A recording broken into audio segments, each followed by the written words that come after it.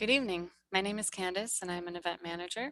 On behalf of Town Hall Seattle and the University of Washington, it's my pleasure to welcome you to tonight's live stream presentation featuring cutting edge research by UW grad students Yasmine Farhat and Ellie James. This is the final in our series, UW Engage Science, and it has been a pleasure to be able to offer this platform to these students and their important and engaging work. As we get underway, I would like to acknowledge that our institution stands on the unceded traditional territory of the Coast Salish people, particularly the Duwamish. We thank them for our continuing use of the natural resources of their ancestral homeland. Thank you all for tuning in. Town Hall is proud to be a community-focused organization and a place where we can share and sustain ideas and creativity, even if it means we can't gather in person. I'd like to thank tonight's speakers for appearing to help make that possible. If you share in Town Hall's vision for a robust community engaged in the arts, science, and culture, where everyone has a voice, please consider supporting us tonight by donating or becoming a member. Check out what we have coming up on our online calendar at townhallseattle.org. Tonight's program will include 2 separate presentations with a time for questions at the end. Each presentation is about 20 minutes long. Questions will be selected from those in the chat field at the bottom of the video player, so please submit those at any time. You can also text questions to 206-504-2857 as noted in the chat. If you can be sure to address the question to the presenter you intend it for, that would be greatly appreciated. We can't guarantee that we'll get to every question, but we'll try to get to as many as possible. For those who would like to view the program with closed captions, click the CC button in the bottom right corner of the video player. The program will be available for re-watching immediately following the event. Town Hall's work is made possible through your support and the support of our sponsors. Our Arno Matulski Science Series is supported by Microsoft, KUOW, the Northcliffe Foundation, Wyncote Foundation Northwest, and the taxpayers of Washington. Finally, Town Hall is a member-supported organization, so I'd like to thank all of our members watching tonight. And now I'd like to introduce our first speaker. Yasmine Farhat is a 5th-year PhD student in the Department of Civil and Environmental Engineering. She studies how environmental changes impact the movement of metals, both helpful and toxic, in rice paddies, and how those movements change the nutritional quality of rice. Yasmine enjoys swimming in the many waters of the Pacific Northwest, and she also likes to eat and cook with her subject, rice. Please join me in welcoming Yasmine Farhat.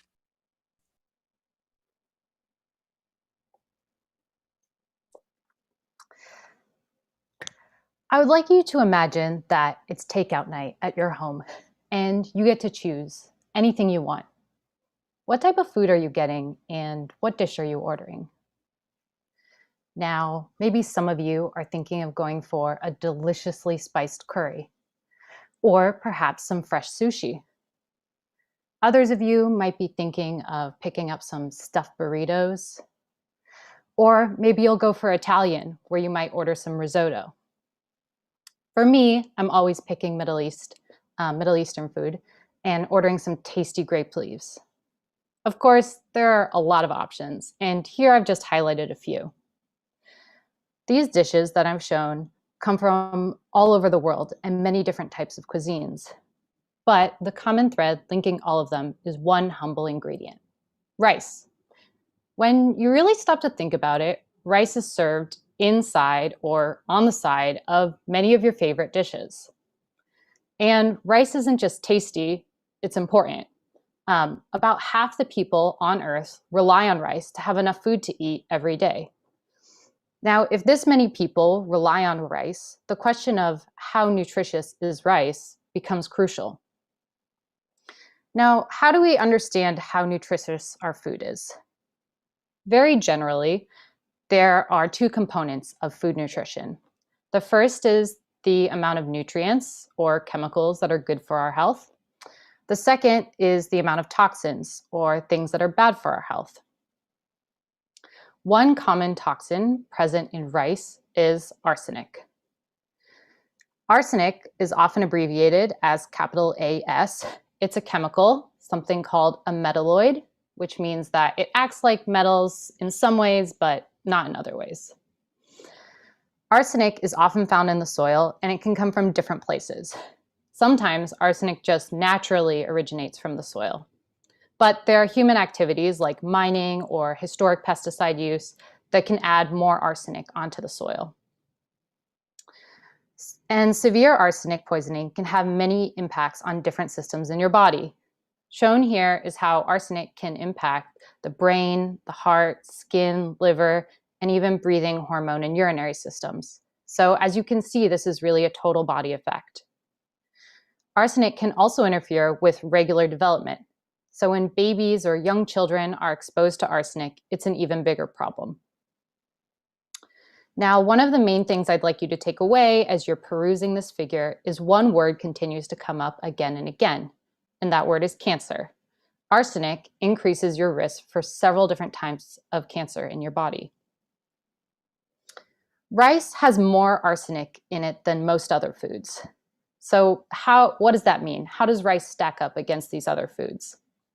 One study compared the concentration of arsenic in a large variety of common grocery store items in Texas, and they found that rice has 60 times more arsenic than an apple, for example.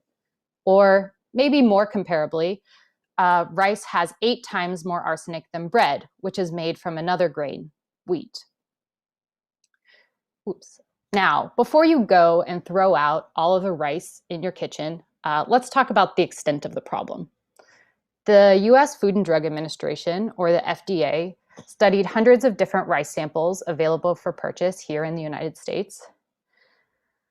Unfortunately, we still don't have a federal limit for arsenic in rice, so I've constructed this pie chart using that FDA data and some rough cutoff points based on estimates from other scientists.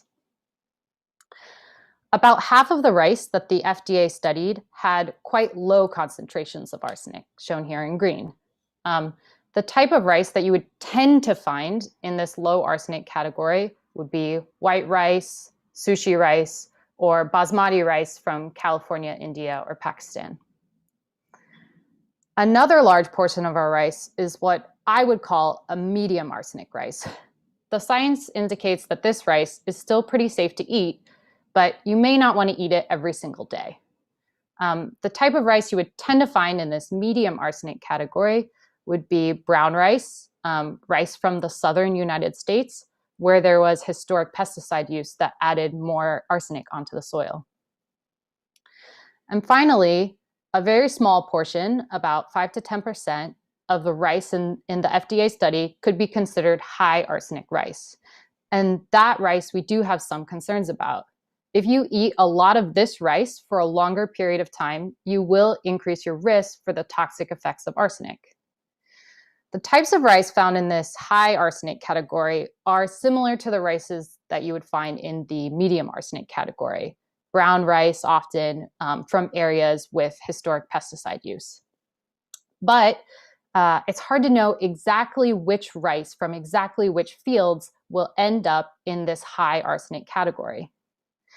And that's because the amount of arsenic that ends up in our rice is influenced by many different factors, including the environment that the plant grows in.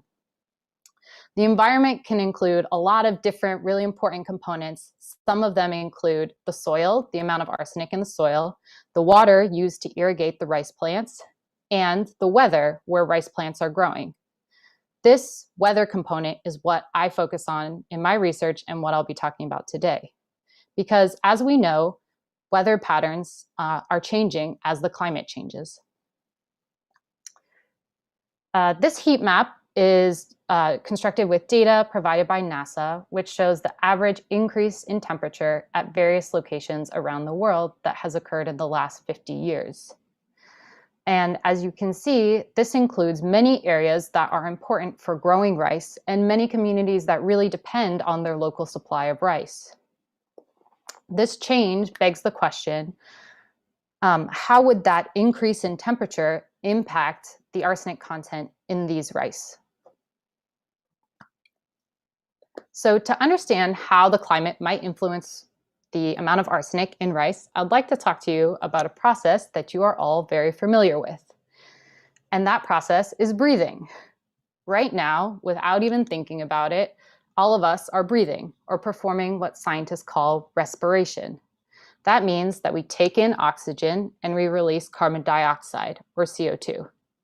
We do this because it helps us get the energy that we need to live. Well, microorganisms, or microbes, that live in the soil are much more flexible than humans. And so they can breathe, or perform respiration using other chemicals, not just oxygen and CO2. Some of these microbes take arsenic, which is stuck on soil particles, and releases it so that that arsenic is no longer attached to the soil. Once that arsenic is free from the soil, it can then be dissolved into water. This process usually happens in flooded environments where there isn't a lot of oxygens for microbes to use. And it just so happens that rice plants are usually grown in flooded environments. This is one of the reasons why rice has higher levels of arsenic compared to many other plants. Okay, so these microbes, they take the arsenic that's attached to the soil and they dissolve it in the water. This dissolved arsenic then moves with the water to the rice plant roots. Now, arsenic isn't good for the rice plant either, and so the plant has no real reason to let that arsenic in. But arsenic is kind of sneaky, and it looks like other chemical nutrients that the rice plant actually does need. And so, in a sense, the arsenic is kind of tricking the plant into absorbing it. Once arsenic has been absorbed into the plant roots, it can then move into the rice plant leaves and finally make its way into the edible rice grains, or the part that you and I eat. So we wanted to know how this whole process from soil to water to plant would be impacted by higher temperatures, like what we expect with climate change. And so for the last few years, I've been researching this intersection between rice, arsenic, and elevated temperature. This work that I've been doing has been funded by many great partners, including the University of Washington, the National Science Foundation, and the Graduate Student Research Fellowship. It was also supported by numerous student researchers at the University of Washington that I would like to thank. So with all of their help, I constructed these plant growth chambers, which you can kind of see in this photo. I know it's a little bit dark. The chambers that I constructed, they kind of look like large black boxes from the outside, each of them about the size of a closet. Inside the chambers are outfitted with lights and heaters. The benefit of these chambers is that I can really tightly control the environment inside, and specifically the temperature. Within each chamber, I set up multiple pots filled with soil where I grew my rice plants. Using 4 different growth chambers, I grew rice at 4 different temperatures. One, a normal temperature, something similar to what this type of rice is typically grown at. And then a little hot, hot, and very hot. Now I basically had rice grown at a gradient of temperatures ranging from low to high. So what do I see when I look at the arsenic present in the edible rice grains? The height of these bars shows on average how much arsenic was in the rice grains from plants grown at the different temperatures. And you can see that as we move from normal to a little hot to hot, the amount of arsenic goes up. This indicates that temperature can increase the amount of arsenic in rice grains. Now, some of you might be wondering, hey, wait, weren't there 4 treatments? What happened to the very hot condition? Well, it turns out that very hot was probably too hot for this type of rice. These plants got super stressed out, as you can see a little bit in this photo, getting all wilty and dried out. And they never produced any grain over the course of the experiment. This is also what other scientists have found, that above a certain temperature limit, rice plants won't produce any grain. So that adds another complication when we think about our future with climate change. All right, so what's happening here? Why would the amount of arsenic be going up with temperature? Well, it turns out that this breathing comparison is kind of a useful way of thinking about the system. You and I have one speed that we're breathing at right now, relaxed in front of our computers. But if instead we were walking around on a super hot summer day, We might start panting or breathing faster. These soil microbes do something kind of similar. They have one speed that they work at, that they respire at a lower temperature. But on their super hot days, they increase that speed. That means that at higher temperatures, they produce more of this dissolved arsenic. And we could actually see this in our experiment. In warmer pots, more arsenic was dissolved into the water. And then more dissolved arsenic meant more of that arsenic makes its way into the plant. So at higher temperatures, we also saw more arsenic in rice plant leaves. And finally, more arsenic making its way into rice plant grains at higher temperatures. Unfortunately, this means we can probably expect that in a warmer future from climate change, we will likely have more arsenic in our rice. And what does that mean for our rice supply, the rice that you and I might buy in the grocery store? Earlier, I showed you this pie chart from low to high arsenic. In our experiment, at a low temperature, shown here by this bowl of rice, our plants had quite low concentrations of arsenic, something that we wouldn't really be worried about at all. But as we increased the temperature to our hot condition, we took it to a much higher level, something that we would need to start being worried about. So if we imagine all of our rice moving in a similar way, bumping up from a lower category to a higher category, we might end up with a pie chart that looks different, something where more of our rice is now found in the medium and high arsenic category. I hate to be the bearer of bad news, which this finding definitely is. So I wanted to spend the last few minutes talking about some reasons for hope and possible steps that you might take if you're worried about arsenic exposure. My first reason for hope is something I think a lot of scientists believe, which is that knowledge is power. Scientists have been coming up with ways to reduce arsenic concentrations in rice for a while and have been making some progress. For example, we found that temporarily drying rice fields can help to reduce the amount of arsenic in rice grains. Or another example, some researchers have been looking at how adding certain parts of the rice plant, called the rice husk, back onto the field after harvest can reduce the amount of arsenic in the following crop. These solutions and other creative solutions will become more and more important in a warmer future. Another reason for hope is that some progress has actually been made. Just in the last year, the FDA, the Food and Drug Administration, put limits on the amount of arsenic in rice-based cereals for infants because, as I mentioned previously, babies can be more sensitive to arsenic. That means that up to 24% of the rice-based cereals that they studied would now no longer go to market. This is going to be a really important step, and it was in part due to pressure applied by consumers and advocacy groups. Your voice here can really matter.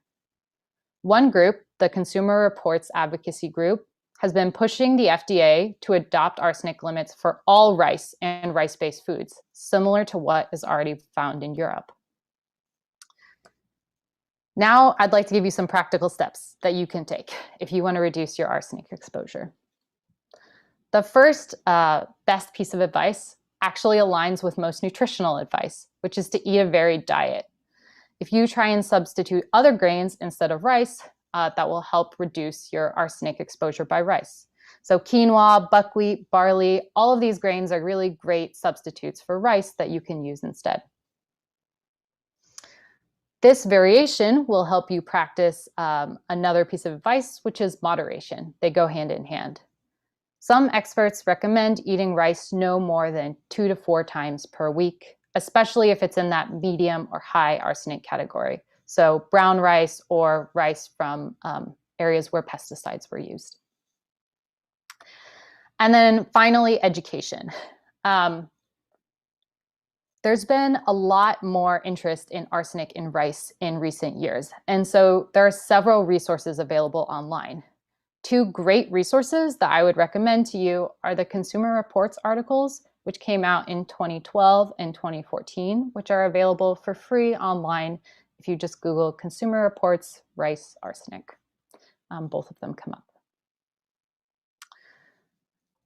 So at the end of this, all of this work, what do I think about rice? To be honest, I still love rice. It's a staple in my kitchen and a regular on my dinner plate. But now I do practice more moderation when I eat rice. And I'm also not alone in loving rice. There are billions of other rice eaters all over the world and communities which really rely on rice every single day. Rice is important all around the world. And it's my hope that with rigorous science, we can help make this food safe and healthy for rice eaters all over the world. Thank you. All right, thanks so much, Yasmine. I want to encourage the audience, if you have any questions, put them in the chat. You can also text them. If you have any, do that at any time. All right, so our second and final speaker is Ellie James. Ellie is a graduate student in molecular engineering who researches tau, a protein that takes on many shapes in healthy individuals, one shape in Alzheimer's disease and a unique shape in every other tau-related dementia. Her research will determine what causes tau to form into specific shapes in diseases, which will improve our understanding of how we make medications for dementia. Ellie enjoys getting away from the lab from time to time to go for hikes with her dog, Mila. Please join me in welcoming Ellie James.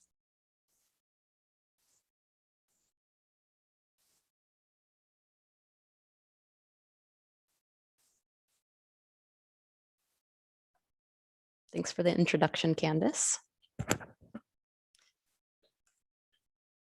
So tonight I want to talk to you a little bit about my Papa Don, who was a very kind gentleman, and he loved his family very much. He loved to read and watch Western movies. He spent as much time with his friends and family as possible. And if you listen to my elevator pitch, you know that he liked to have thumb wars with his grandkids. Now, Papa was from Nebraska, and so he took a trip back to visit his family for a few weeks almost every summer, which meant that as a kid, my mom and her siblings got dragged along for the drive from Washington to Nebraska through the July heat. And when they arrived, they got to help work on the family farm. So these annual trips continued even after my papa was diagnosed with Alzheimer's disease and started showing symptoms. And Papa Don and my Grandma Moni looked forward to these visits with friends and family because they maintained a sense of normalcy. And there was one trip in particular that was pretty memorable for a funny reason. Papa Don packed his bags as usual. He and Grandma drove from Washington all the way to the farm in Nebraska. But when they arrived and Papa Don went to unpack and change his clothes, he opened his suitcase and found a single pair of underwear and nothing else. But not all of my Papa and Alzheimer's stories are quite that funny. As his disease progressed and his memory worsened, Grandma had to spend more and more time caring for him. My mom called Grandma one day and asked her if they could go to the grocery store together. And Grandma really wanted to go because she had been stuck in the house for a couple of weeks taking care of Papa. He couldn't be left alone. And my mom begged her, and finally Grandma agreed. And so they fed Papa Don lunch, sat him down in his favorite chair with his favorite Western movie, and they left for about an hour. And when they came back, they were both horrified because they could see that there was smoke coming out of the house. So they ran inside and they saw a pan that was sitting on the stove, and that's where the smoke was coming from. And Papa Don was sitting in his chair about 20 feet away, and he didn't know that he was in any danger. And luckily, they came back in time to save the house from burning down and to save Papa. But it was a real eye-opening moment for my family that Papa Don needed more care, and more care than Grandma Moni could give alone. So our family moved Papa Don into a nursing home where he could have full-time care and be safe. And I was about 4 or 5 at the time that he moved. And I vividly remember a couple of things about visiting the nursing home. First, I thought it was so strange that the door was locked to keep people inside the nursing home. There was a special code that you had to enter to leave the building, and that was to keep confused people like my papa safe and keep them from wandering out of the nursing home. The second thing I remember is the smell, which was somewhere between clinical and sad. And the third thing I remember is the first time my papa didn't remember who I was when I visited. And he passed away not long after that when I was 6. And my family isn't alone in this experience that we had with Papa Don, because Alzheimer's is the 6th leading cause of death in America, affects 1 in 3 seniors, and there are currently 5 million Americans who are living with Alzheimer's disease. Or for those of you who can't do that math or don't know the population like I did, that means 1 in 50 Americans currently have Alzheimer's. And in my mind, that is way too many. So Alzheimer's on the outside looks like memory loss. That's probably the most familiar symptom to most of us. But Alzheimer's disease can also result in personality changes, both from the disease itself, but also from the very human response to having this disease and to realizing that your world is changing and you're forgetting things that you used to know. So inside the brains of people with Alzheimer's, there are these tangles. And these tangles are made up of a protein named tau. And every brain has tau in it because tau has a super important job. But before I can talk to you more about tau, I need to talk to you a little bit about proteins, their jobs as tools, and how proteins get chosen for their jobs. So proteins are tools and have different jobs that depend on their shapes. And to illustrate this, let me get my clicker going here. If I gave you this nice hot bowl of soup and I gave you these tools to choose from to eat it with, I'm pretty sure all of us out of these options would choose a spoon. And that's because the shape of the spoon makes it really great for eating soup. It has kind of this curved bowl in the front, has a handle so your hand doesn't have to get dipped in the hot soup. But a spoon might not always be the best choice for interacting with soup. Like when the soup spills on the floor, now the spoon is no longer the best tool for the job. Now it's the mop. So there are some other characteristics that are important for proteins and their jobs. And even proteins with the same job can have different characteristics. So if we look at these 2 bridges here and think about what they're made of, this bridge on the left, and I've indicated a bridge support protein, this one is made out of rope. And on the right here, this bridge is made out of wood.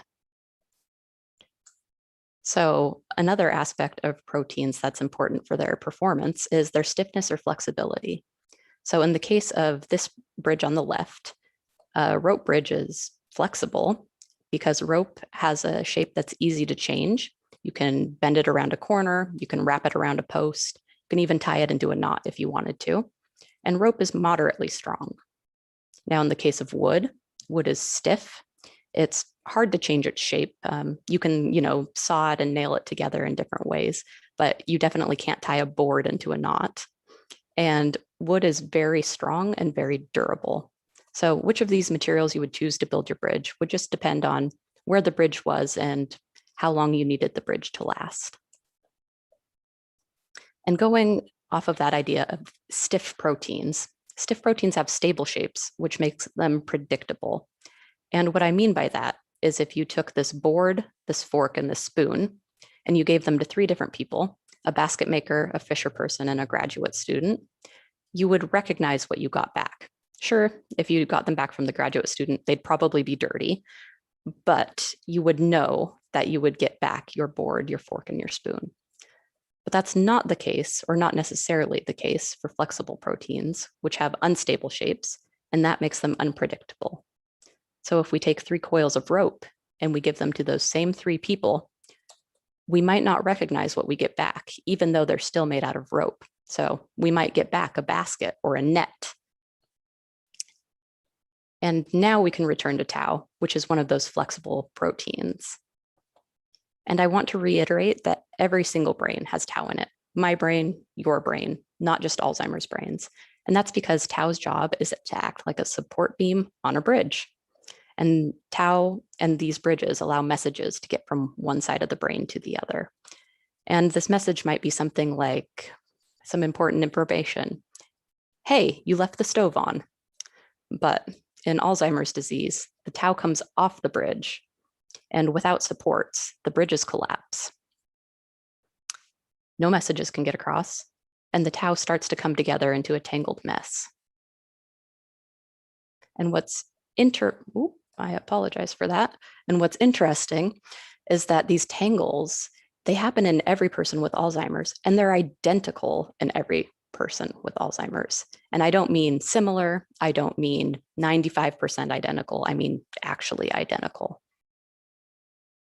And so we know the starting and ending points of this process. We know that we start with supportive tau holding up bridges, and we end up with this tangled Alzheimer's tau. But we don't know much about what happens in this middle region. Even though scientists have been studying Alzheimer's disease for about 100 years, we still don't have a cure. And that's not for lack of trying. It's the reality of a mismatch between the research that needs done and the tools that exist to do the research. So scientists have a lot of tools to study stiff proteins. We have various cameras and microscopes. We can even take X-rays of proteins, but these tools don't work well on flexible proteins. And I have 2 examples to illustrate why that is. So if we were thinking about these 2 bridges, one made with rope and one made with boards, and I asked you to measure one of these support proteins, so either this rope support or this board support, during a windstorm, it would be a heck of a lot easier to measure this board support. And that's because the board is stiff and wouldn't be moving around in the wind. Now, if we think about this the other way, which of these bridges or these supports would be harder to take a clear picture of while it was windy? It would be harder to take a clear picture of this flexible rope support because it would be blowing around in the wind, it might be vibrating, it might be changing direction when the wind does. It would be a nightmare. And that's all because the rope is flexible and not stiff like the board. And so this is the same problem we run into with our tools, because our tools are great for stiff proteins, but we only have a few tools that work on flexible proteins. And these tools allow us to ask easy questions like, did the tau get tangled? But that's not really what we want the answer to. What we want to ask is a hard question or harder questions like, how did the tau get tangled? So moving forward, in the upper right corner, I've either included a thumbs up for easy questions or a lock for hard questions, just to remind you what we're looking at, because my work is focused on finding tools that can answer these hard questions. But in order to do that, I have to prove that a new tool agrees with old tools on easy questions. And then I can use the new tool to answer hard questions, kind of like you have to learn to walk before you can learn to run. So an existing method that can be used to answer the easy question, did the tau get tangled, is called the light method. And it makes use of these sensors here that work just like little light bulbs. So when the sensor is turned off, it doesn't have any light coming out of it. But when the sensor turns on, it does have light. And these sensors turn on when they're in the presence of tangled tau. So I'm going to have a cartoon here that shows you how much light shows up over time. So first, in a test tube, I take some supportive healthy tau and I put the sensors in there, and we see no light at all because the sensors only detect tangled tau. But then as time goes on and the tau starts to tangle, some of these sensors start to turn on, and you'll notice I can see more light. And finally, in the case of Alzheimer's tau, all of the sensors turn on. And so I just get this big bright light that tells me, yes, the tau is tangled. So this is what the data actually looks like. This is data from an experiment I ran a couple months ago now. And we'll walk through this graph together. So on the bottom, I have the tangling time, or that's how long the tau has been allowed to wrap around itself. And then here we have the amount of light going from 0, where all of the sensors are off, to 100, where all of the sensors are on. And when we first start, so at tangling time 0, we don't have any light, which is good. No, there hasn't been time for the tau to tangle. But then as time goes on, we get more and more light until we get up to 100%. That's great. All of the sensors turned on. And some of you might be wondering, hey, Ellie, what's going on here? And the answer to that question is a little cheeky, and it's sometimes data is messy. So I wish I had a perfect graph to show you tonight, but I don't. And this is my real science. But I'm not concerned about this section of the graph because the early section of the graph has all of the information I need it to. So the next method I'm going to introduce you to is called the hose method. And what's exciting about this method is that it can answer both easy and hard questions. So we are going to use the hose method to answer the easy question, did the towel get tangled, and see if it matches up with the light method. And an analogy to explain the hose method is asking the question, did the person get dressed by spraying them with the hose, which is ridiculous and effective. So if we think about out of these options here, what would happen if I sprayed this person with a hose? This person on the end would stay pretty dry under their clothes because they're covered by their clothes. But this naked person would get wet and probably be pretty unhappy with me. But I'd be able to answer the question, did the person get dressed? And so thinking about this in terms of tau, in the case of Alzheimer's tau, when it's all tangled together, this tau wouldn't get wet because it's all covered up like it put on its clothes. But the tau that's on the bridge, it's not tangled with anything and it's just hanging out. And it would get very, very wet when I sprayed it with that hose. So looking at a cartoon of this method, at first, the towel by itself is not dry at all. It gets completely wet when I spray it with a hose. But as more and more towel comes together and begins to overlap and tangle, the amount of dry towel increases. And this can answer the question, did the towel get tangled? So here's the real data once again. And this is laid out very similarly to the light method graph. So we have the tangling time on the bottom, and we have the amount of tau that's dry, which is the same as the amount of tau that is tangled, going from 0 to 100% of the tau. And so each of these black dots represents a time that I measured how dry the tau was. And at time 0, we see that the tau is not dry at all because it's not tangled at all. But then as time goes on, we see that the tau gets, or I guess stays more and more dry. And once again, some of you might be wondering, Ellie, what's going on here? Why aren't there any measurements in this period? And that one I actually have an answer to, and it's because this is a 17-hour long experiment, and those 7 hours happened to fall in the middle of the night, and I really needed to sleep. So putting the humor aside for a moment, I want to take a moment to acknowledge my colleague, Scott, who passed away recently. Scott helped me in the collection of this data and lots of other data that has been super crucial to my project. He was always good for a laugh in the lab. He always made sure I understood everything that was going on. He would stay late to chat with me. He would email me from home to make sure everything was going okay when he saw that I was still in the lab at, 11 p.m. And I already miss him, and I'm sure that will continue. But going back to my science and my humor, I can hear some of you wondering to yourselves, what does a metronome have to do with science? And for those of you who play music, you know that a metronome is really useful to being accurate about your timing.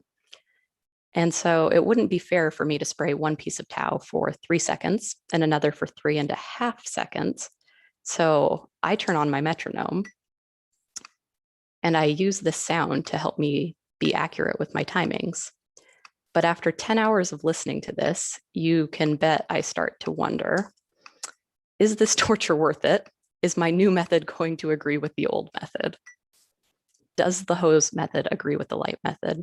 And if the two agree, their graphs should overlap perfectly. If they don't agree, they won't overlap.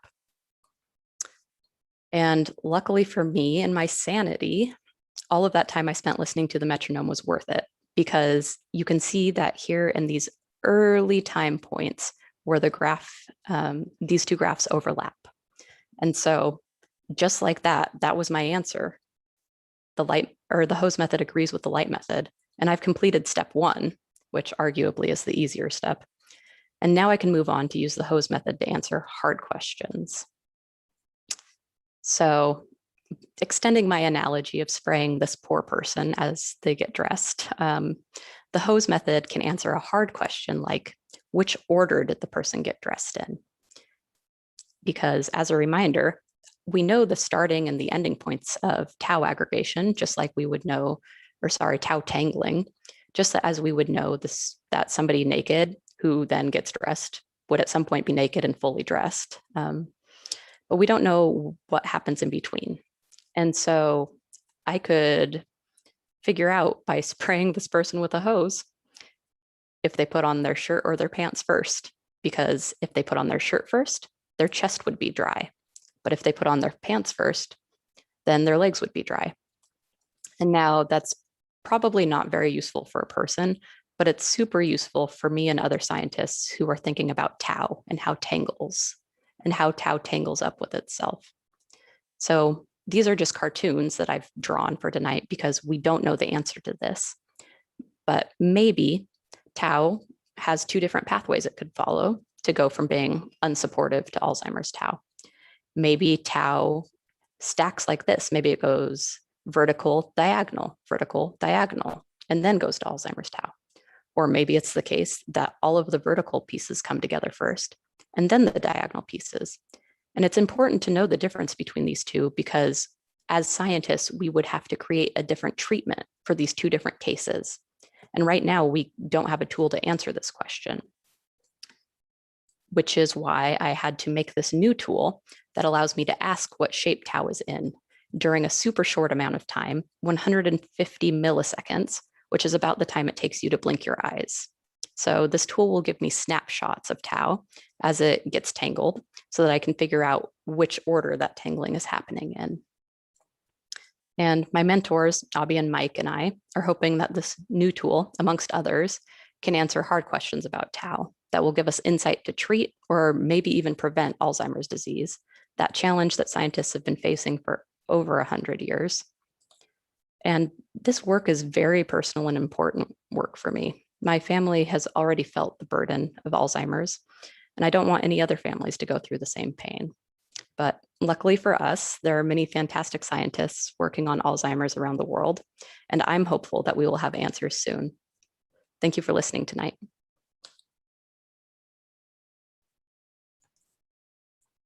All right, thanks so much, Ellie.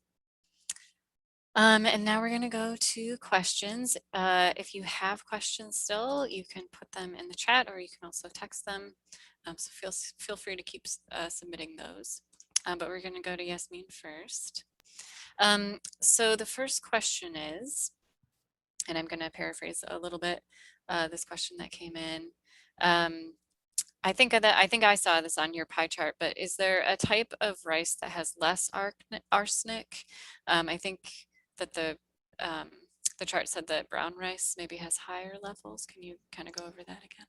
Yeah, so I think this is counterintuitive for a lot of people because a lot of us think of brown rice as being like the healthy rice.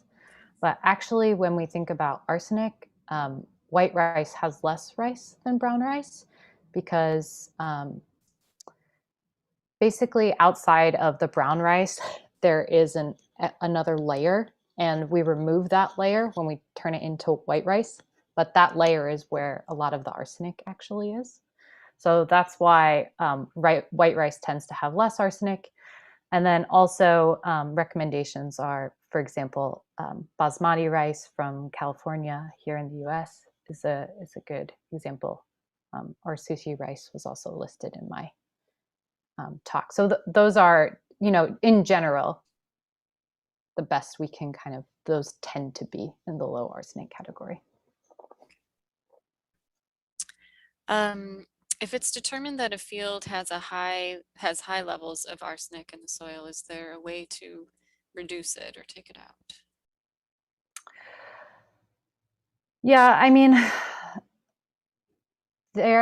I would say soil remediation is not my personal specialty with regards to arsenic, but it is a bit challenging to remove that arsenic from the soil because there's a lot more arsenic usually in the soil itself. So don't have a great remediation recommendation, but it's something definitely I should probably look into more. Let's see. Why does putting the old rice husks back into the field help prevent the rice from accumulating arsenic? Yeah, so that is like actually quite interesting chemistry going on there. And it essentially has to do with the chemical that rice is imitating, which is silicon. Rice in its biology takes up a lot of silicon, which is the other reason that rice has high concentrations of arsenic. So a lot of that silicon ends up in the rice husk. So when we add that silicon kind of back into the field, it's like a natural way to fertilize the field with silicon.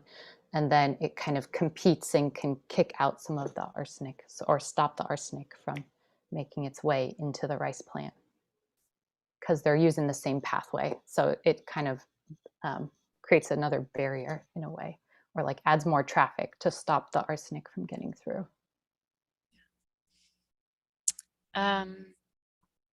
Is arsenic removed if rice is washed?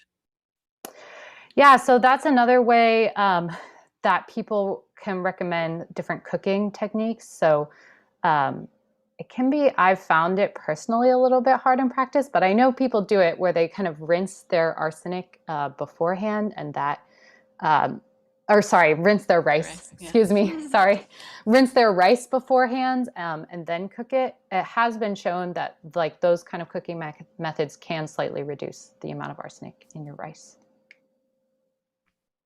Okay. And then final question, what led you to this research? What got you interested in finding out the metallic content in rice grains? Yeah, what got me interested in this? I previously had studied biology and chemistry in my undergraduate education. And I was really looking for real ways to kind of apply that knowledge that I had. And food is something that is so universal to all of us. And food nutrition, I think, is often not talked about enough in the context of climate change. A lot of times we talk about plants, we talk about how much food do we have, and not always thinking about the quality of the food. So I thought this was a really interesting way to kind of use that biology and chemistry knowledge I had from my undergraduate education and really apply it to a question that touches so many people's lives. Great. Well, thank you so much for your presentation. And I liked that you put in the sort of advocacy bit too, because it's always so amazing to me to learn how little is actually regulated compared to other countries in the US. So thanks so much. Yeah, thank you. Okay, and Ellie, I was really surprised by the numbers that you first presented us with, although as I thought that, I realized that I shouldn't be because I have multiple examples in my family as well. Is there any evidence that there are more or higher rates of Alzheimer's now than there have been in the past? Is it getting more prevalent? I don't have a good answer for that. What I can tell you is that we expect the numbers to keep going up as the older generations continue to age. So if we think about, for example, the baby boomer population, as they continue to age, our population with Alzheimer's is going to go from 1 in 50 to maybe something closer to 1 in 45. Yeah. Is there a possibility of more than the 2 routes tau can get tangled? Is it almost an infinity amount? It is an almost infinite amount of routes. But I'm not a good artist, and those were my options. So that's what I gave you tonight. And what's the next step in learning more about what happens between untangled and tangled towel? Is it learning how to break them up? There are several different options once we learn what's happening in between. So I can run through a couple of those options for either treatment or prevention. In the case of treating, the thought is that it's actually those early stages that are bad for your body, that are toxic to your body. So not the actual complete tangle at the end, but when the towel just has a couple of pieces. And so one method could be to take those pieces and make them tangle even faster, as opposed to taking a clump or a tangle at the end and then disassembling it. So those are some possibilities there. Or maybe we could get super lucky and find a way to keep the towel on the bridge itself. And I think this question is kind of what you were just answering, but I wonder if you can just like elaborate a little more. Sure. Will your research include what causes the tangling, which I think is maybe what you're looking at, and potentially a way to keep it from tangling or becoming or trying to untangle it? Is what they're trying to ask. Yeah. So my focus is really on the shape of tau itself and how that shape changes from the beginning to the end of this process. So using that hose method that I talked about, I will be able to get answers about the shape of tau. And then I will be able to take potential medications, for example, and mix them in with the tau and see how the shape changes. So whether the tau disassembles or whether the tau, I don't know, goes from being vertical to horizontal, if we refer back to my cartoon. And those shape changes are probably really important for the Alzheimer's disease progression, but we just don't know yet. And so that's what I'm focused on discovering. And you might not know the answer to this one, but is there any relationship between high cholesterol and Alzheimer's? Oh, I probably should know the answer to that, and I do not. I can give you a fun fact about the prevalence of Alzheimer's disease in neurosurgeons, and it is almost double. The rate is almost double in neurosurgeons than in the general population. And that's a little concerning because what that points to is that tau might possibly be able to spread from person to person in a way, in the same way that mad cow disease does. So by a process called prions. And don't get too scared about that. We don't know if that's true yet, but it is an interesting thing that people are really looking into right now. We do know that it's genetic. Is that accurate? That is a good question. So there are both genetic and random cases of Alzheimer's, and it just depends on the luck of the draw. And in the case of genetic Alzheimer's, the tau has a couple of different mutations to the DNA, or there's a couple of different mutations to the DNA that make changes to tau. And those changes are the same in people who have genetic Alzheimer's disease. But in people who have what's called sporadic or not genetic Alzheimer's, there could be genetic changes, or maybe there aren't. And so it's not always a genetic component like a DNA change that causes Alzheimer's. And then this is kind of going back, and maybe a very basic question that I should have asked first. Where is tau in the brain? Is it kind of all over, or is it in a specific spot? So it's all over. And let's see, in your brain and throughout your body, there are a bunch of cells, neuronal cells, that they have a body and then they have a long arm sticking off the side. And on the other end of the arm, they connect to the next neuron. And that's how information is passed. So tau's job is to support this middle region, that long arm. And so it's found throughout your brain because it's in all of those different arms. And then I'll just make this the final question for you. Are there any current medications that affect tau, or is it kind of very new and kind of all unknown? So there are not currently any treatments for Alzheimer's disease, or no cures. You can manage some of the symptoms, and I think there are a couple of drugs that slow down progression, but it's the matter of maybe months. It's not years. It's not, decades of extended memory. And that's I left a lot of the complications of Alzheimer's out to keep my talk short tonight. But there are other proteins involved in Alzheimer's disease too that interact with different ways. So it might not be as simple as just giving a medication for tau. It might be you have to give 2 or 3 different medications to different proteins. All right. Well, thank you so much. That one's kind of emotional. I'm sure that a lot of people watching have had family members and know people that have had that. It's a really hard thing to go through. But I want to thank you both for your super relevant presentations tonight. Very, very important topics, obviously things that will be interesting and exciting to know the answers to in the future. So thank you for your work. I want to thank all of the audience members for watching tonight. Thank you so much for your questions. This is the final of our UW-Engage Science series, and if you've enjoyed these science talks, you might be interested in more of our science talks that are coming up in June. So go ahead and check out our online calendar at townhallseattle.org and see what's coming up. Until then, I hope that everybody stays safe, and I hope that you have a great night. And congrats on finishing this part of your schooling.